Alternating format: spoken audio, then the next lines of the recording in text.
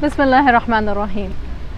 ازدواجی زندگی کی دو باتیں جس کی وجہ سے زندگی بنتی ہے جنت بھی جہنم بھی، ایک ہے محبت جو ہر وقت رہتی نہیں، آتی جاتی رہتی ہے کیونکہ یہ ایک جذبہ ہے، اور ایک ہے رحم جو اللہ سبحانہ و تعالی کی یاد دلاتا رہتا ہے، جو رب سے مانگیں تو ملتا جاتا ہے اور ہماری زندگیوں کو بہتر کرتا ہے۔ صلہ رحمی سے ہم بخوبی واقف ہیں، تو اپنے زوج کے ساتھ، اپنے لائف پارٹنر کے ساتھ رحم کرتے ہوئے رہنا ان پہ احسان نہیں ہے بلکہ اپنی ذات پہ احسان ہے۔ وہ کیسے کہ رب تعالیٰ کو پسند ہے رحم کرنا۔ اللہ سبحانہ و تعالیٰ نے قرآن کریم میں 266 ٹائمز الرحمن اور الرحیم کے ناموں سے اپنے آپ کو منسوب کیا ہے، جبکہ الودود یعنی محبت کرنے والا اسے 29 ٹائمز اس کو مختلف طریقے سے استعمال کیا ہے۔ مطلب یہ کہ یہ جو ہمارا کانسیپٹ ہے کہ شادیوں میں محبت ہوگی تو شادیاں بہت کامیاب ہوں گی، یہ سننا سے نہیں ہے۔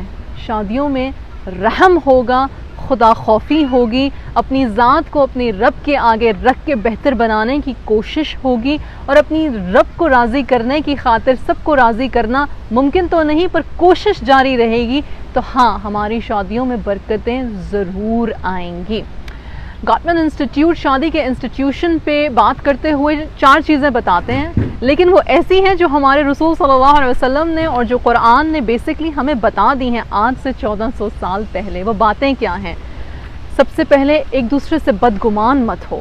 بدگمانی جیسے ہی جر پکڑنے لگے، آپ کے دلوں میں وسواس بٹھانے لگے آپ کے دلوں میں شیطان، اسی وقت اپنے زوج کی، اپنے لائف پارٹنر کی کوئی اچھی بات یاد کر لو، اس سے حسن ظن رکھو، اس کی تعریف کرو۔ کیا خوبصورت بات ہے کہ رسول صلی اللہ علیہ وسلم ازواج المطہرات سے محبت سے، اٹینشن سے، افیکشن سے بات کرتے تھے، اور اسی طرح سے ازواج المطہرات جو تھیں، ہماری امہات المؤمنین جو تھیں، وہ رسول اللہ صلی اللہ علیہ وسلم سے نہایت ادب سے، احترام سے، اٹینشن سے بات کرتی تھیں۔ تو بات کیا ہوئی؟ بات یہ ہوئی کہ رحم محبت پہ فوقیت حاصل کرتا ہے۔ دوسری چیز، ایک دوسرے کو تانے بازی مت کی جائے، یہ گاٹمن انسٹیٹیوٹ کہتا ہے، یعنی کہ طنز کرنا، کسی کی کمی کو، خامی کو بار بار اس کو دہرانا، اس کو یاد دلانا، اس کو قصوروار ٹھہراتے رہنا، اس سے انسان جو ہے وہ دل شکستہ ہو جاتا ہے، بدگمان ہو جاتا ہے۔ یہ بدگمانی کو فوقیت دینے والی کوئی بات ہو گئی، بلکہ اس طرح سے بات کی جائے کہ میں یہ سمجھتی تھی، یا میرے ذہن میں اس طرح کی بات تھی، یا میں نے اس طرح کا اندازہ لگایا۔ جب آپ میں کر کے بات شروع کرتے ہیں بجائے تمہاری غلطی سے بات شروع کرنے کے، تو انسان کو یوں محسوس نہیں ہوتا سننے والے کو کہ جیسے اس پہ کوئی پرسنل اٹیک ہو رہا ہے۔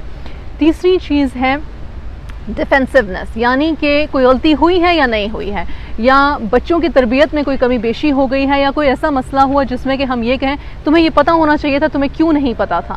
ایسے میں کہنا کہ میری غلطی نہیں، میرا قصور نہیں، پرابلم کو سالو نہیں کرے گا۔ آپ کے پارٹنر کو اس وقت ضرورت ہے کہ اسے سمجھا جائے، یا اس کو کم سے کم یہ تسکین دی جائے کہ میں تمہاری بات سن رہی ہوں، میں تمہاری بات سمجھ رہا ہوں، کچھ مجھ سے کوتاہی اگر ہوئی ہے تو معذرت، میں اس کا دھیان آئندہ رکھوں گی یا رکھوں گا۔ اور چوتھی چیز جو کہ حضور صلی اللہ علیہ وسلم نے کئی بار ہم سے کہی، غصہ مت کرو، غصے میں، جلد بازی میں کوئی فیصلہ مت لو۔ غصہ آیا ہے تو وضو کرو، غصہ آیا ہے تو نماز پڑھو، غصہ آیا ہے تو خاموشی اختیار کرو، ایک دوسرے کو موقع دو ٹھنڈا ہو کے بات سوچنے کا، اور پھر دوبارہ بات کرو۔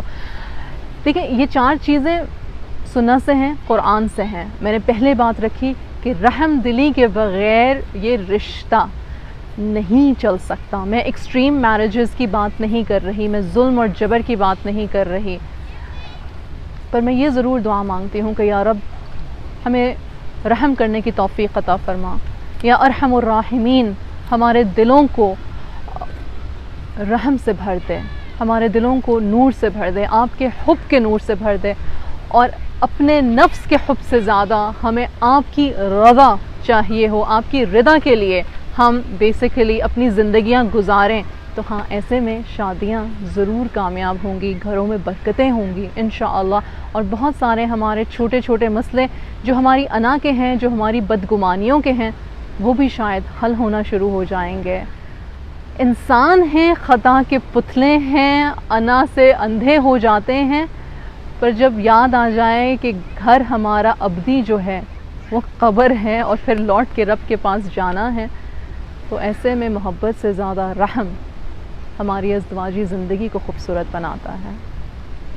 پھر ملیں گے. السلام علیکم ورحمۃ اللہ وبرکاتہ.